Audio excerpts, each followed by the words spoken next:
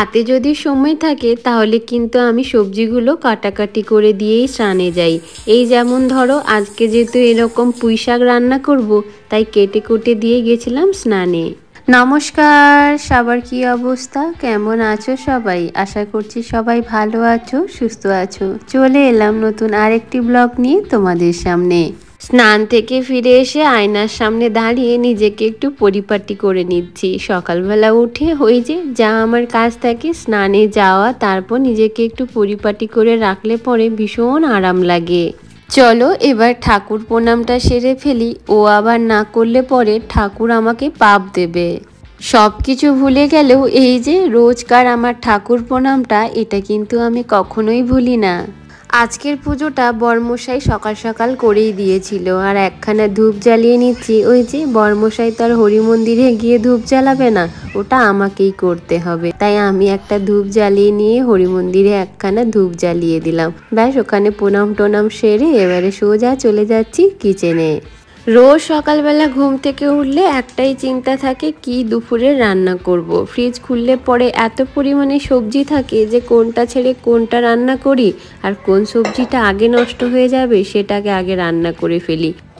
আর এই করতে করতে এক সপ্তাহ আগে আনা এই পুঁই শাকখানা ফ্রিজের কোন তলায় কোনখানে পড়েছিল তা আমার কখনোই চোখে পড়েনি, আর একেবারে মনেও ছিল না যে পুঁই শাকখানা ফ্রিজের মধ্যে রয়েছে। তো এত সবজি থাকলে পরে সে আর চোখে পড়ে কি বলো তো।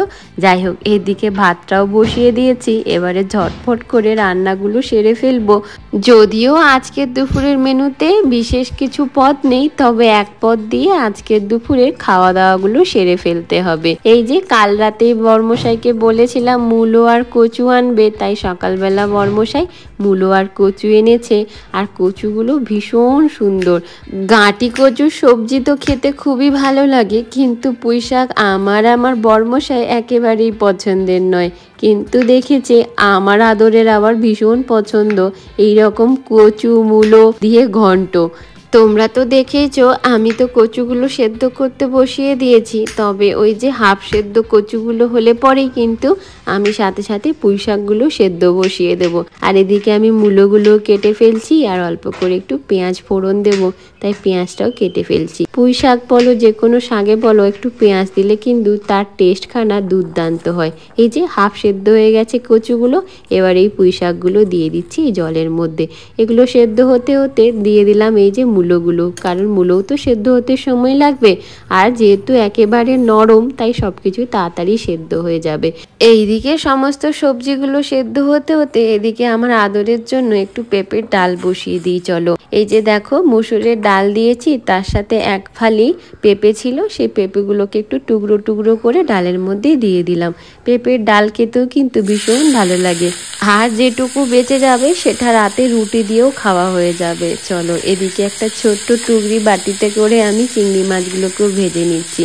এই যে পুঁই শাক রয়েছে, তার সাথে একটু চিংড়ি মাছ দিলে যেহেতু মন্দ হয় না, তাই কয়েকটা চিংড়ি মাছ এরকম ছোট্ট একটা টুকরি বাটিতে ভেজে নিচ্ছি।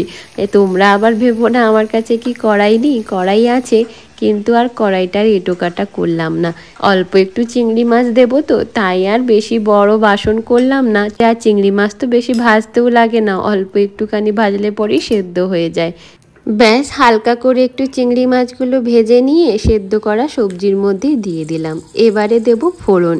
এই যে ফোড়নে দিয়েছি অল্প করে একটু সর্ষের তেল আর শুকনো লঙ্কা, অল্প একটু জিরে, অল্প একটু পাঁচ ফোড়ন। ভালো করে এবার একটু ভাজা ভাজা করে নিয়ে দিয়ে দেবো পেঁয়াজটা। এটাও একটু হালকা করে ভেজে নিয়ে ব্রাউন ব্রাউন হয়ে এলে সেদ্ধ হয়ে থাকা সবজির মধ্যে ঢেলে দেব। এবার দেখো, ঢেলে দেওয়ার পরে সমস্তটাকে একসাথে মিশিয়ে দেব। 5 মিনিট থেকে 7 মিনিটের মতো ফুটিয়ে নেব। বেশি আর ফোটাবো না, অলরেডি সমস্ত সবজি সেদ্ধই হয়ে গেছে। এর থেকে যদি বেশি ফোটাতে যাই তাহলে কিন্তু কোনো সবজি আর গোটা গোটা আস্ত থাকবে না। তবে আমার দ্বারা একটা গন্ডগোল হয়েছে, সেটা হচ্ছে এই যে কচুখানা বড্ড সেদ্ধ করে ফেলেছি, যে কারণে পুরোটাই একদম ঘন্ট হয়ে গেছে। সবজিগুলো আর আস্ত আস্তই দেখতে পাচ্ছিলাম না। যাই হোক, যেমনই হয়েছে যা হয়েছে, খেতে কিন্তু দুর্দান্ত হয়েছে। আর কি চাই বলো তো, এরকম হালকা পাতলা একেবারে মশলাহীন তরকারি কতটা খেতে সুস্বাদু হয়। ওই যে বলেছিলাম আজকের দুপুরে এক তরকারি ভাত, ব্যাস হয়ে গেছে আমার এক তরকারি ভাত। এদিকে ভাতটাকে সুন্দর করে গুছিয়ে নিচ্ছি, এবারে এর ওপরে সবজিখানা নিয়ে খেয়ে দেখবো কতটা সুন্দর হয়েছে। ওই যে আগেই বলে দিয়েছি দুর্দান্ত খেতে হয়েছে। এই সবজিটার কালারখানা দেখেছো একবার? ফোড়ন দেওয়ার পরে হলুদটা দিই তো, তাই কালারখানা এত সুন্দর হয়। দেখেই খেতে ইচ্ছে করছে কিনা বলো তো। যাই হোক, আজকের এই রেসিপি খানা আর পুরো ব্লগটা তোমাদের কেমন লাগলো অবশ্যই কমেন্ট করে জানিও। চলো আজ তাহলে এই পর্যন্ত, দেখা হবে নেক্সট আরেকটি নতুন ব্লগের সাথে। ভালো থেকো, সুস্থ থেকো, সাবধানে থেকো। Tata, bye bye.